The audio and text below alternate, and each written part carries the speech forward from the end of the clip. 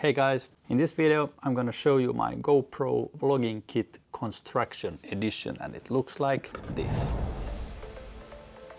For me this setup is perfect for my construction videos because there's this moment I have to clamp my camera fast somewhere, different locations, and also I need to have this audio which follows me when I move around like this.